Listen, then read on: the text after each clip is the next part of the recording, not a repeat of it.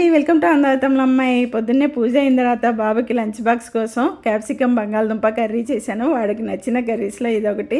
కొద్దిగా తెలగపిండి వేసి చేశానండి. టేస్ట్ బాగుంటుంది. తెలగపిండి హెల్త్ కూడా చాలా మంచిది. బ్రేక్ఫాస్ట్కి ఇడ్లీ వేసి కొబ్బరి చట్నీ చేశానండి. కొబ్బరి చట్నీలో ఈరోజు ఎండుమిరపకాయ చింతపండు వేసి చేశాను. ఎండుమిరపకాయతో కొంచెం డిఫరెంట్గా టేస్ట్ బాగుంటుంది. నేను ఎక్కువగా చేసే స్నాక్స్ మీరు ఎక్కువగా చూసుంటారు కదా. నేతిలో పల్లీలు కొబ్బరి వేయించేసిన తర్వాత మిక్సీకి వేసుకుని నువ్వులు, మన దగ్గర ఉన్న తాటి బెల్లం, యాలక్కాయలు వేసి గ్రైండ్ చేసి చిన్న చిన్న లడ్డూల్లా చేసేయండి. నువ్వుల్లో కాల్షియము, తాటి బెల్లంలో ఐరన్ కంటెంట్ ఎక్కువగా ఉంది. అలాగే షుగర్ ఉన్న వాళ్ళు కూడా రోజు ఒకటి తినొచ్చు. అందరికీ హెల్త్కి చాలా మంచిది.